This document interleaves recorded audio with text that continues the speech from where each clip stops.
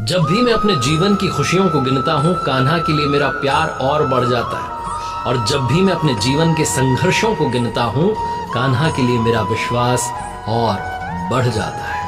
नमस्ते, प्रणाम। आपके साथ मैं हूं आरजे कार्तिक। आप देख रहे हैं लर्निंग सीरीज सीखोगे नहीं तो जीतोगे कैसे, भगवान श्री कृष्ण की जीवन लीला से सीखने वाली 5 बड़ी बातें।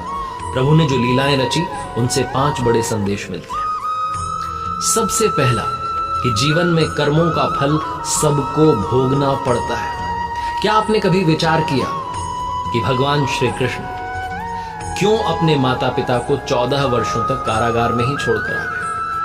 क्यों उनके माता पिता जेल में बंदी रहे जबकि उनका बेटा तो भगवान था?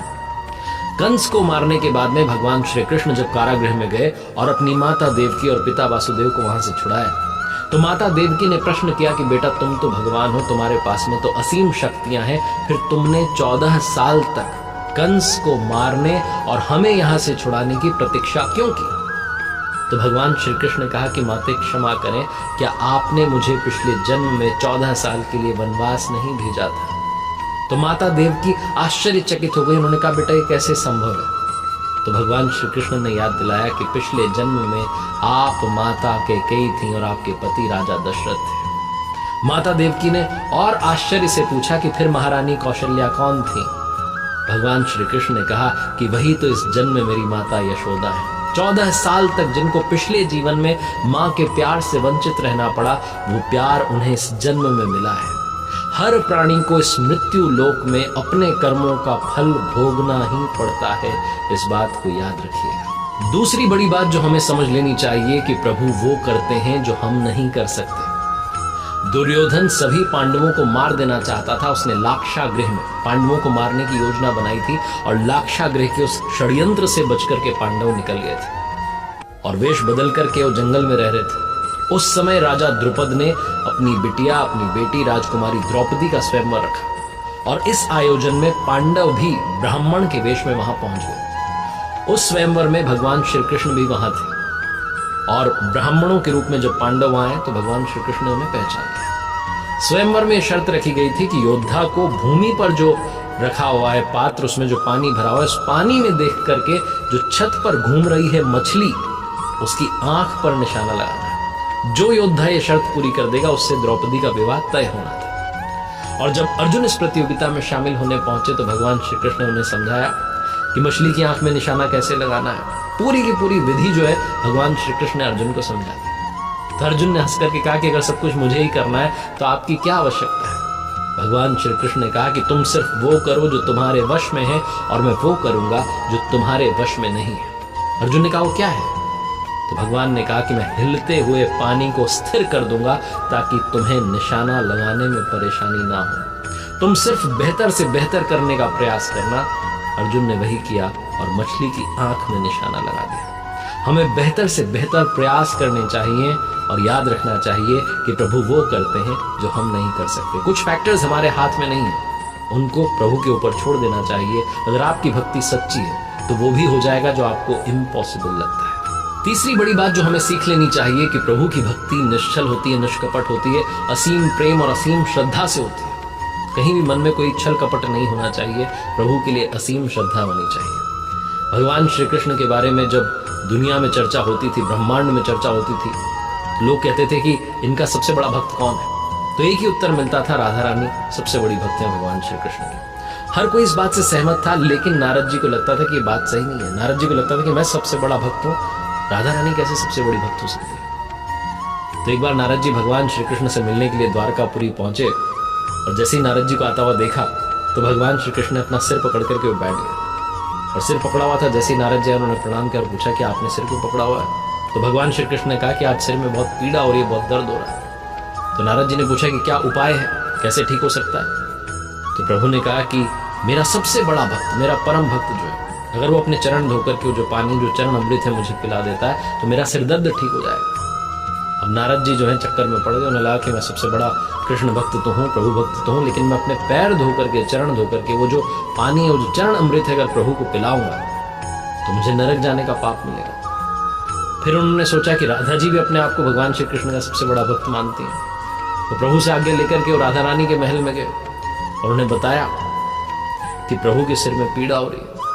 राधा जी ने एक क्षण का विलंब नहीं किया, उन्होंने अपने चरण धोकर के जो अमृत था, जो पानी था, उसे कटोरी में ला करके दिया। नारद जी को कहा कि आप लेकर के जाइए।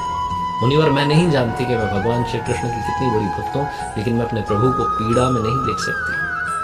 राधा जी ने जब ये बात कही, जो सच्ची भक्ति के भाव उन्होंने सुने, तो नारद जी ने भी प्रणाम किया, कहा कि आप ही प्रभु की सबसे बड़ी भक्त हैं। और प्रभु श्री कृष्ण ने ये जो लीला रची है, ये सिर्फ और सिर्फ मुझे संदेश देने के लिए रची है कि जो भक्ति है वो संपूर्ण भाव, संपूर्ण श्रद्धा से होती है। चौथी बड़ी लर्निंग जो कि भगवान श्री कृष्ण के उस नाम से हमें मिलती है, जिसका नाम है रणछोड़ दास। कहते हैं कि भगवान श्री कृष्ण ने रण छोड़ दिया था एक बार, और ये लर्निंग मिलती है कि जीवन में कभी भी अनावश्यक अपनी ताकत का जो है लोगों के सामने दिखावा नहीं करना चाहिए। भगवान श्री कृष्ण चाहते तो सब कुछ कर सकते थे, लेकिन उन्होंने अनावश्यक अपनी ताकत का कभी भी प्रदर्शन नहीं किया। महाभारत में भी वो सारथी बने, योद्धा नहीं बने। अर्जुन से कहा कि तुम्हारा युद्ध है, तुम्हें ही लड़ना हो। और एक बार तो उन्होंने रण छोड़ दिया था। भगवान श्री कृष्ण का जन्म हुआ था कंस का वध करने के लिए, और ये जो पृथ्वी लोक है इसको अत्याचारों से, कंस के अत्याचारों से मुक्त कराने के लिए। और जब वो किशोर अवस्था में थे, तभी उन्होंने वो गोकुल से उतराया और दुष्ट कंस का वध कर दिया। कंस की मृत्यु से दुखी हुए उसके जो श्वशुर थे जरासंध, उन्होंने एक बड़ी सेना लेकर के आक्रमण कर दिया। और जरासंध जब आया तो उसके साथ में शिशुपाल और काल यमन जैसे और शक्तिशाली राजा थे, वो सब आ गए। और जैसे इन्हें मालूम चला भगवान श्री कृष्ण को और बड़े भैया बलराम को, तो इस युद्ध को टालने के लिए और जो निर्दोष नागरिक थे उनकी जान बचाने के लिए प्रभु ने अपनी लीला रची, और रातों रात जो वहां के नागरिक थे उनको एक नई नगरी समुद्र के किनारे द्वारिका बसा करके वहां जो है सीधा भेज दिया। अगले दिन जब जैसे ही भोर हुई और जैसे ही वो युद्ध प्रारंभ हुआ, तो जरासंध जो कि कंस का ससुर था वो आया, उसके साथ में बाकी के राजा आए, और इन दोनों भाइयों को मारने के लिए जब उन्होंने शस्त्र उठाए तो दोनों भाई रण छोड़ करके भागने लगे, और उनके पीछे जरासंध और काल यवन जो राजा थे भागने लगे। काल यवन जो था वो बड़ा निर्भीक था, बड़ा निडर था, क्योंकि उसे देवताओं का वरदान मिला हुआ था कि उसकी हत्या किसी अस्त्र से, शस्त्र से नहीं होगी।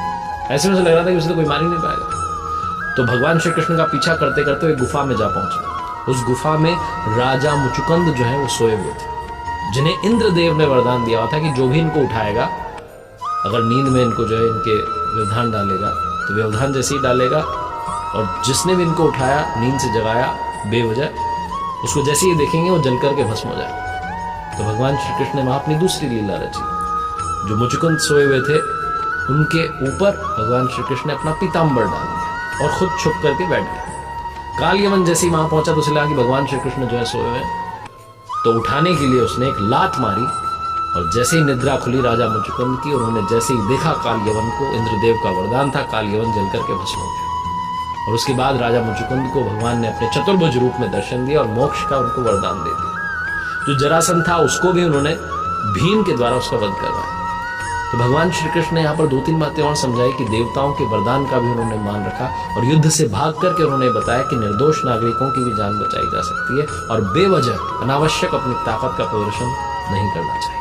और 5वीं बड़ी लर्निंग जो कि मिलती है, मद से दूर रहना चाहिए, यानी कि ईगो से, अहंकार से दूरी बना के रखनी चाहिए।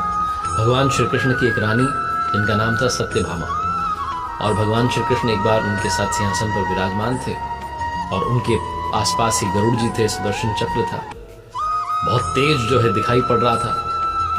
तो पास में बैठी हुई सत्यभामा ने भगवान श्री कृष्ण से बातों बातों में प्रश्न किया कि हे प्रभु, जो आपने त्रेता युग में राम अवतार लिया था, तो आपकी पत्नी सीता थी, क्या वो मुझसे भी अधिक सुंदर थी? तो भगवान समझ गए कि इनको घमंड हो चुका है, अहंकार आ चुका है।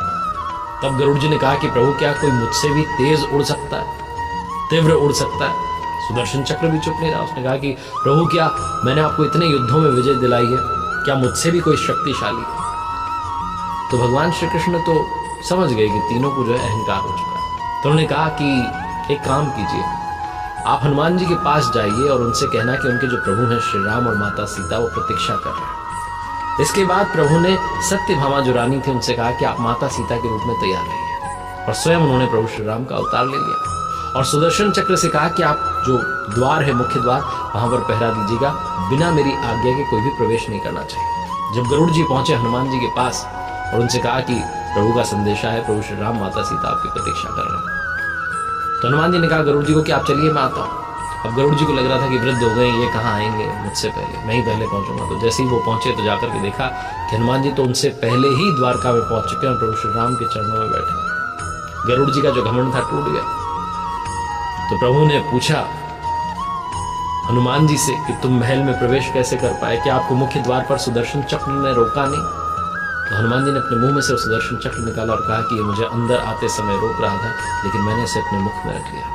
सुदर्शन चक्र का भी जो घमंड था वो टूट गया। गरुड़ जी को लगता था मैं तीव्र गति से उड़ता हूं, वो भी टूट गया। और फिर हनुमान जी ने कहा कि प्रभु एक बात समझ में नहीं आई, माता सीता की जगह आपने किसी दासी को आज अपने पास क्यों बैठा रखा है? सत्यभामा रानी का भी जो घमंड था वो टूट गया। प्रभु ने सबको बता दिया कि मेरी लीला थी, बस अहंकार मत करना, अहंकार से बुरी कोई वस्तु नहीं होती। ये 5 लीलाएं, 5 कथाएं जो जीवन में बहुत बड़े मैसेजेस देती हैं। आई रियली होप कि आपको ये पसंद आई होंगी, आपने इनसे काफी कुछ सीखा होगा। प्रभु श्री कृष्ण की असीम कृपा सब भक्तों में बनी रहे। देखते रहिए हर सोमवार सुबह 9:30 बजे मेरे साथ एक नई कहानी, हर शुक्रवार सुबह 9:30 बजे लर्निंग सीरीज के नया वीडियो।